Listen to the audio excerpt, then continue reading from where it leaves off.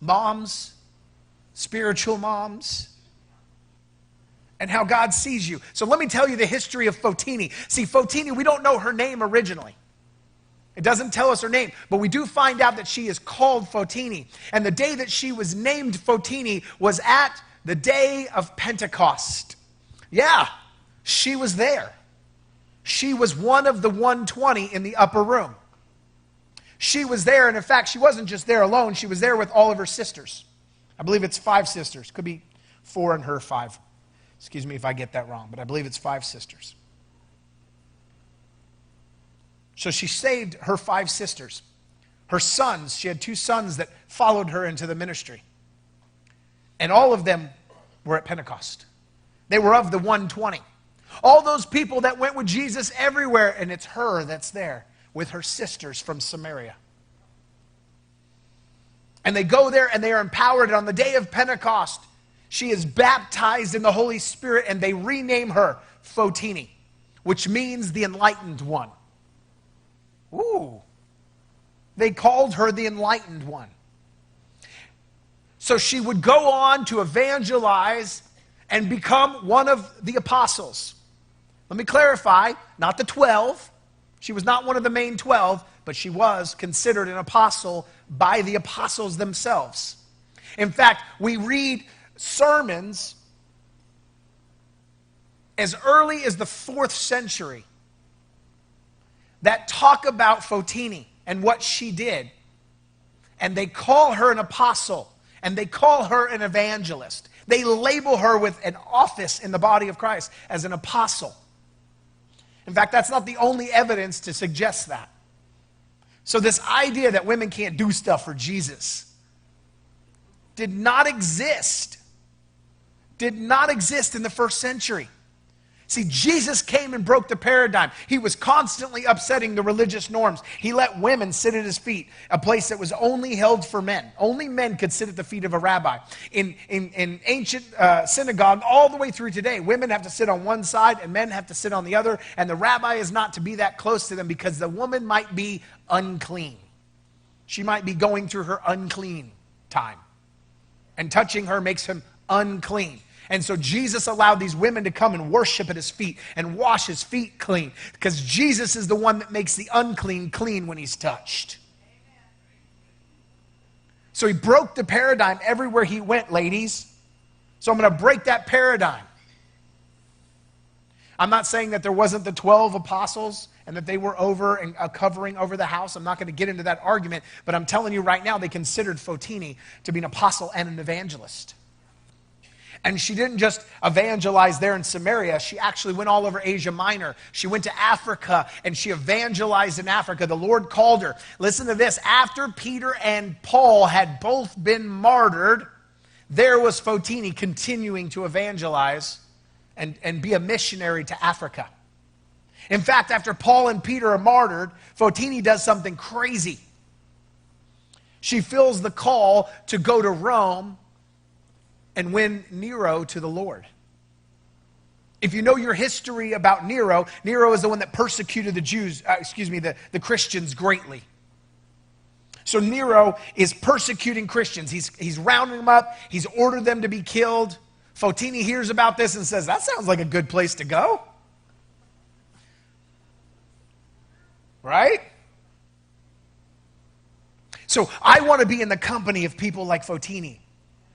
When I hear that California is being shut down to the gospel, New York is being shut down to the gospel, I am desperate to go to Canada, where this pastor has been arrested for holding church services, if you haven't heard about that.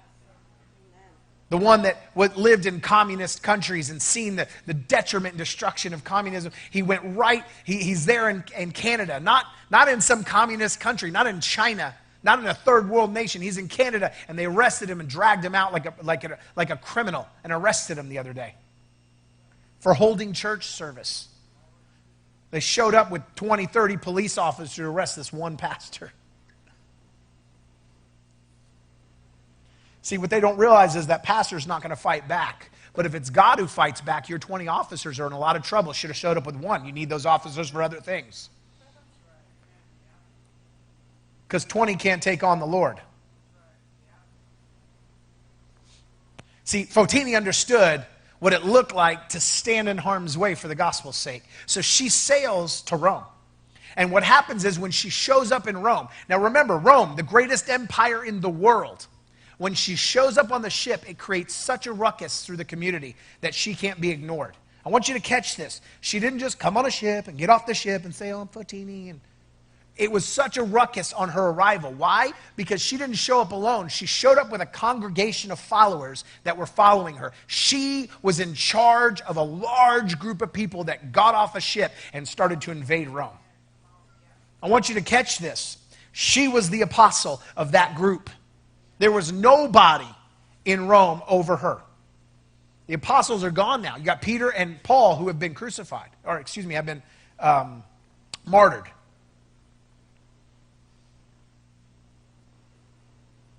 They're gone. And she shows up. You know, I remember somebody else in the scriptures that was really had an odd fascination with getting to Rome. Anybody remember who that was? Oh, Paul. Paul is obsessed with getting to Rome. In fact, all of Paul's ministry, you can read about it. Every time Paul has an opportunity to get out of his troubles and his woes, to not get beaten, to not get thrown in jail, you realize, you're like, man, Paul was really persecuted. The dude did it to himself. He would literally allow himself to be beaten. And then after he was beaten, and they're like, come on, let's go to jail, he would go, hey, by the way, are you in the habit of beating Roman citizens? And they go, what? You're a Roman citizen? And he's like, oh, yeah, did I not tell you while you were beating me that I had rights? Why didn't he tell them in the beginning when they came over and they're like, sir, you? And they're like, yes, I'm a Roman citizen. How can I help you? Like, he never told them. He never played the Roman citizen card. Why? Because he just wanted to get beat again? You know? Loco en la cabeza right there. No. See, Paul wasn't worried about getting thrown in jail. In fact, that was his intention. He goes to jail and he gets thrown in the prison. That night, as they worship, right, the prison doors open up. Angels set them free. What does Paul do? I'm still in here. The angel's like, but we opened the door. He's like, thanks, I'm still in here. So he leads the prison guard to Jesus, right? They go to his house. They come back in the morning. He's like, oh, let's get back in jail. And he goes back so the prison guard doesn't lose his life, and the prison guard accepts Jesus. And then the prison guard comes and says, the city officials have said, you can leave. We're going to let you go. We don't want to deal with this. Like, we messed up. We persecuted a Roman citizen without due course, without due process. And so what does Paul do? Paul doesn't leave. He says, nope, tell them to come down here and tell me themselves. This dude is getting a get out of jail free card and he won't go. Why? Because he wasn't really interested in whether he was in prison or not in prison. He didn't care about the persecution. He had a plan. He said, he knew, I'm going to save that card. And then because I'm a citizen, they're in trouble. It's going to get the notice of all the officials, and the officials, it's going to be the talk of the town. All the officials are going to have to meet with me. I'm going to get them saved. And then when all the officials get saved, they're going to hear about it in the upper officials, and then they're going to take me to them, and I'm going to get them saved. And then all of Nero's officials who are supposed to be carrying out his orders aren't going to be carrying out his orders because they're saved, and he's going to be like, bring me this Paul, and then I'm going to get him saved. Paul was after Nero. He wanted to get to Rome. That's why when the Jews were going to release him, when they made accusation against him in Jerusalem, they were going to release him. And he says, I appeal to Caesar. And they're like, we're going to let you go. And he's like, I appeal to Caesar. So he begins a journey to go and appeal to Caesar. Why? Because he was only interested in standing before Caesar because he was going to bring the nation of Rome to Christianity. And we see that happen later. Not from Nero, but later. We see it come to Christianity. And I'll talk about that in a second. But it comes to Christianity. But I believe that a big reason that the church came to Christianity is not just the witness of Paul, but Fotini. In fact, I might speculate that Fotini had more influence on Rome than we even read about from Paul. Now, Paul started a lot of churches, but it was Fotini that really dug into the government there. And let me tell you the story of Fotini. She makes such a big stink in the town when she shows up that Nero is calling for her, go get that woman. And before Nero can get her, she goes to him. Heard you wanted to see me. And she takes her 2 sons. and she takes him. But see, in this assignment, you understand that one of her sons was in the Roman legion. Okay, so he was in the Roman army, and they I'm not sure if it doesn't really say if this is why she went to Rome or why she had a desire or thought about it. But her son was restationed to Italy. And his purpose and his new assignment in the Roman army was to find, persecute, and kill Christians. Her son. So he goes to his commander in Italy, and he reports to him, and the commander realizes this guy's a Christian. And he says, just keep low. Just tell your family to keep low. I'm not going to say anything. Just don't say anything. Do your job. Tell on the Christians, and you can keep worshiping your God. I won't say anything. I don't want you to die. He's very kind to Fotini's son. And Fotini's son says, no, I want to be a preacher of the gospel like my mother. That's what he tells him. I want to preach the gospel like my mother. I will not be silent. And they actually witness to this Italian, their commander, and the commander comes to faith, and they change his name.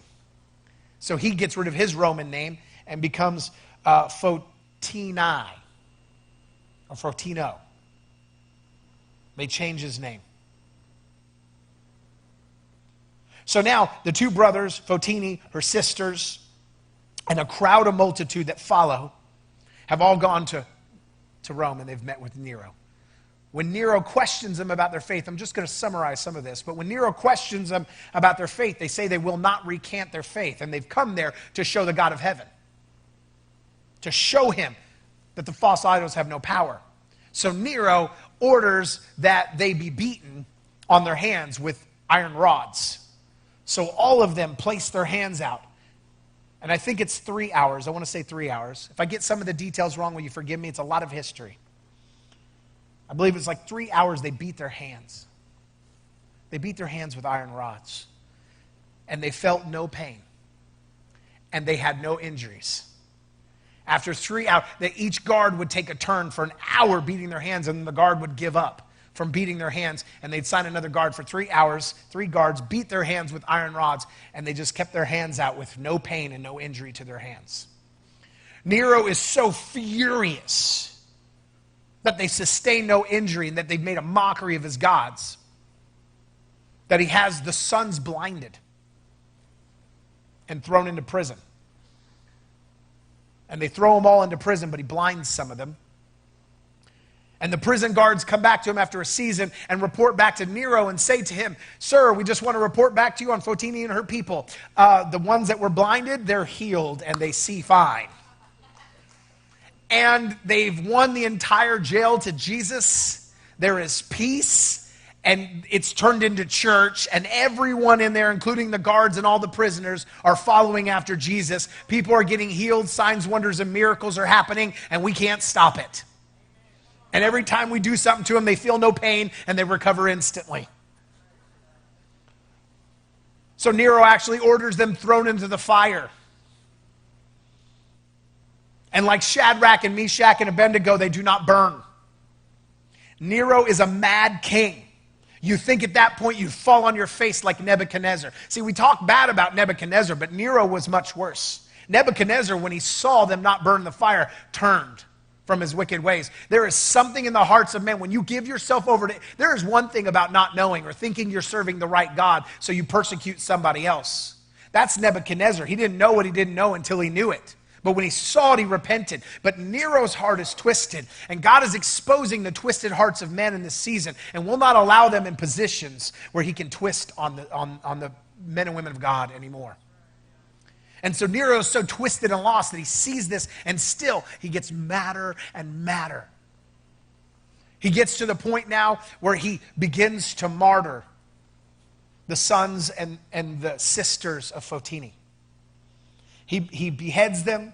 He skins them alive. I'm not going to go through the details, but that's the lightest detail.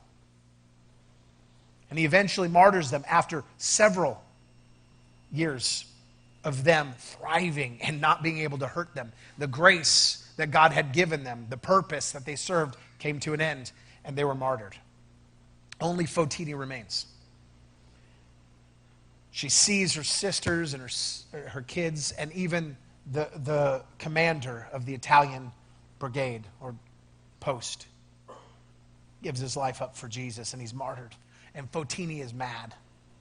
Says that she was frustrated that she was not martyred. I want you to catch this. She was frustrated that she was not martyred. She longed to be martyred.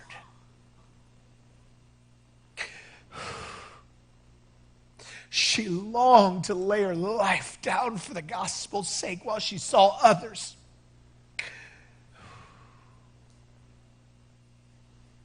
Her only jealousy was that they got to die for Jesus and not her. We get jealous over people being more blessed and prosperous than us, but how many of us are jealous because of persecution? What kind of faith, what kind of encounter did this woman have with Jesus, who told her everything, where she laid eyes and followed Jesus, that she would say, Jesus, why have they got to go home but me not yet? That she longed to plant a seed into Rome that would topple Rome and turn it Christian. Historians have written about Rome, and do you know what they say about Rome? The reason why Rome, secular historians that do not believe in God, when they write about the transformation of Rome from idol worship into Christianity, do you know what they say about the reason why Rome switched to Christianity? They said it was because of this, because Christians came and prayed, and the people got healed through signs and wonders. And the Christian God healed people and showed up on them in fire and outpourings of miracles, that the people of Rome saw that their idols were dead. And they turned to that God that did something, that was alive, that was able to heal them. That's what secular historians wrote about the transfer of faiths in Rome. We're so afraid to see the power of God move. So many of our churches want to deny the power of God, yet the first century church saw it. I want you to catch this. To anybody that's listening that would be a sensationist, that would believe that when the apostles died, all the gifts ceased, that prophecy ceased, that healing ceased, that they all stopped happening. Why are these stories recorded about Fotini and the miraculous things that happened under her watch with Nero when Peter and Paul had passed into glory? They're gone. And Fotini still sees miracles. The rock was gone. The great Paul evangelist, apostle, the one outside the 12, was gone. And yet we still see the outpouring of miracles. So Nero's so furious as he kills her and martyrs the loved ones, he throws her into a well.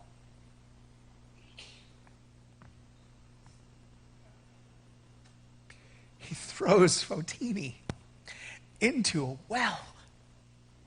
Do you hear me, ladies? The same woman who said, "You have no bucket," became the bucket. She gets thrown into a well where he leaves her in there. I think it was 21 days. Or he threw her back in there for another 21 days. And she cries out to God. It says that she longed while she was in that well to die, to let God take her and let her spirit go home to be with him. That was the cry of her heart. Lord, take this off me and let me come home. So after a period in the well, killing all of her family, Nero brings her again out of the well and says, now, after seeing all this, will you recant? Will you deny your faith and give this up and worship our idols? Do you want to take a guess what Fotini did? You want to know one of the reasons why Fotini was so angry at her? See, what really set him off was in an effort to be diplomatic to this woman that obviously held a lot of clout and power in Rome. When she showed up, it made such a mess. He wasn't just instantly going to try to behead her. He actually sends his daughter, Domina, the daughter of Nero, Domina, to meet with her and greet her graciously. And she mentions the name of Christ. to Domina, and she leads Domina to Jesus. So Domina is supposed to convince her to stop being a Christian, and they're going to try to handle it gracefully instead of persecuting her, because they realize this woman has a huge following. This is not just persecuting nobody Christians. This is going to cause ruckus. So let me just see if I can get her to recant first. And instead, Domina becomes a Christian.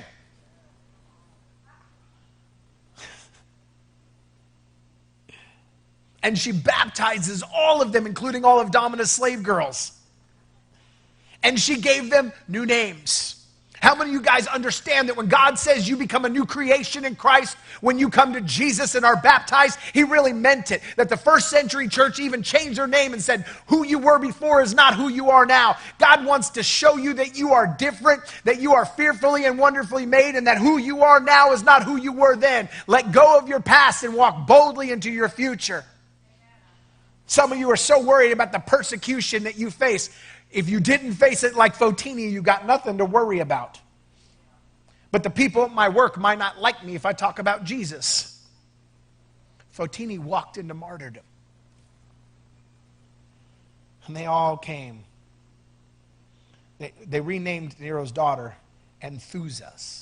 Excuse me. She actually ordered all the gold and jewelry on these golden tables. Nero had set up all these tables with gold and jewelry and all this fancy stuff. So when Fotini came in, she would see all that. She would see the wealth and the glamour and all that. And he was trying to seduce her into giving up her faith and saying, look at all you could have. So he was making that Satan offer, wasn't he? Look at the kingdoms. So Nero was actually trying to win her. Why would you just try to win some lady that had an encounter in Samaria and told the town of Samaria that she knew about Jesus and that's the last you ever hear from her? Why would Nero try to entice her with gold and silver if she was just a lady amongst a group of Christians?